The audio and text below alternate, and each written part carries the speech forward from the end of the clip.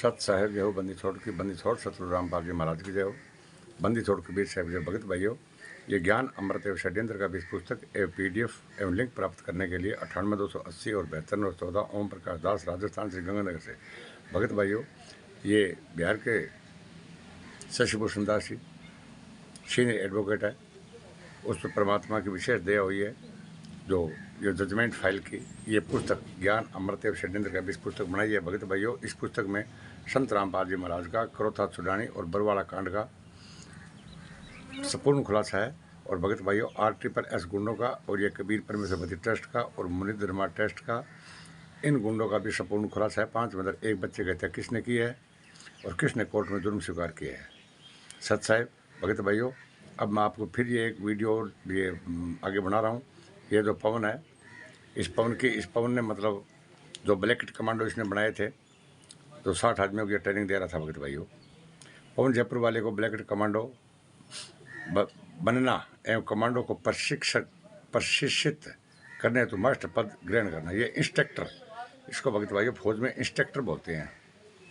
पवन कुमार यादव ने सन 2013 में राष्ट्रीय समाज सेवा समिति के पदाधिकारी या यूं कहे कि मैनेजमेंट के संपर्क में आया। ये 2013 में भगत भाइयों ये संपर्क में आया था।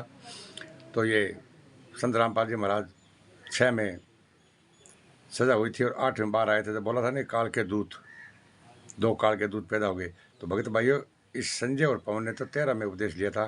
काल के दूत तो ये महेंद्र और बलजीत थे। भगत भाइयों, उनका मठाधीश बनना चाहते, उनका ध्यान रखना है, ठीक है। तो 13 में इन लोगों ने उपदेश लिया था, संपर्क में आया और बहुत ही अतिशीघ्र अपने चिकनी चुपड़ी बातों से RSS मैनेजमेंट का विश्वासी एवं नज़दीकी उम्मीदवार बन गया।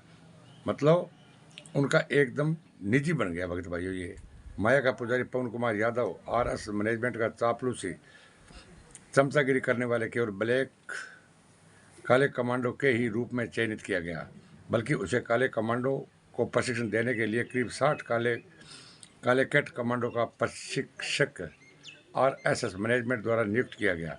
वे 60 बंदा टोली बना दी थी और भगत भाइयों बानो ट्रेनिंग कराने लग गयो। वे किया आप अगला मारनो है, आप किया बचनो है। इसके लिए इसे रिसोर्स कमांडो पर्सन के रूप में उच्च कोटि के कमांडो का प्रशिक्षण देकर प्रशिक्षित की गई। फिर 60 ब्लैक कमांडो को प्रशिक्षण देने के लिए मैनेजमेंट ने पवन को सौंप दिया, अर्थात नियुक्त कर दिया। इसने अपना कर्तव्य बखूबी निभाया, ब्लैक कमांडो को प्रशिक्षित किया, उन्हें मैनेजमेंट के लिए हर तरह से पुलिस के खिलाफ लड़ने के लिए सक्षम बनाया। जितने भी कमांडो बना था, पुलिस के साथ में लड़ने के लिए उन लोगों ने सक्षम बना दिया कि अपना कैसे बचाव करना है और पुलिस को ऊपर कैसे पथराव करना है, कैसे ईंट भट्टा फेंकना है, कैसे गोला फेंकना है। भगत भाइयों, उक्त तथ्यों के संबंध में प्रमाण देखना जानना चाहे तो आप इस किताब के संग्रहकर्ता लेखक से संपर्क कर उस पवन कुमार यादव के मुख सिर से बताए जा रहे वीडियो को देख सुन सकते हैं। भगत भाइयों, इसका प्रमाण जो मैं वीडियो बनाने जा रहा हूँ, भगत भाइयों, इसका मेरे पास में एक प्रमाण है और अधिक प्रमाण चाहिए भगत भाइयों, आप शशिभूषण दास जी से प्रमाण ले सकते हैं। या किसी भी भगत के पास पवन का वह लाइव वीडियो हो, संपर्क कर देख सकते हैं, जिसमें 60 कमांडो का प्रशिक्षण देने को बता रहा है। इतना ही नहीं, उन्हें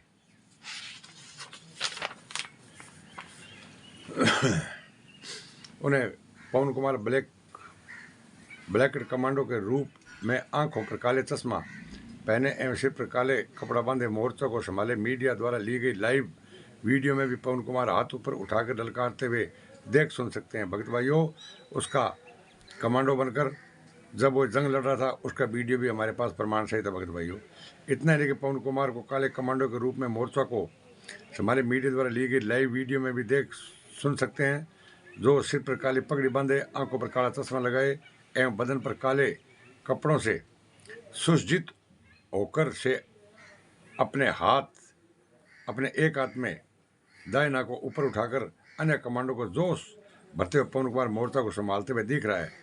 भाई मारो मारो मारो।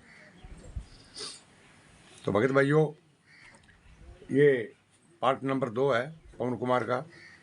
पवन और संजय का मैं अभी को 10 15 20 पार्ट बनाऊंगा। भगत भाइयों, ये पहले मैंने पार्ट नंबर 1 बनाया था और ये पार्ट नंबर 2 है।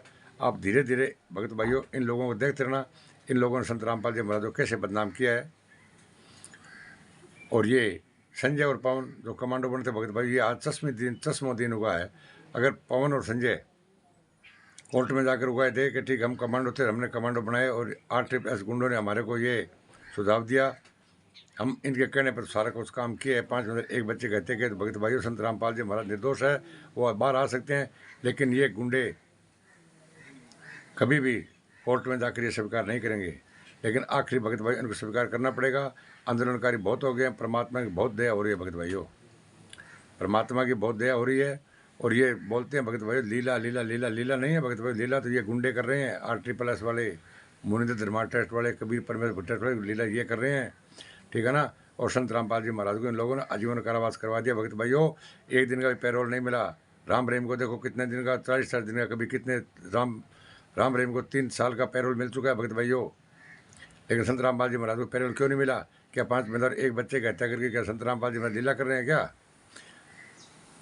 एक दिन का पैरोल नहीं लेकर बाहर आए, ये भी लीला है। तो भगत भाइयों, इस चैनल को लाइक और कमेंट और शेयर और सब्सक्राइब करना नहीं भूले। ये पार्ट नंबर भगत भाइयों 2 है। और भगत भाइयों, इसके पार्ट में 10 तक बनाऊंगा। और ये ज्ञान अमृत षड्यंत्र का भी इस पुस्तक एवं PDF फाइल लिंक प्राप्त करने के लिए 98 280 और 72 ओम प्रकाश दास, राजस्थान श्री गंगानगर से। भगत भाइयों, इस पुस्तक को आप एक बार अवश्य पढ़े। शायद जय हो। बंदी छोड़ सतगुरु रामपाल जी महाराज की जय हो।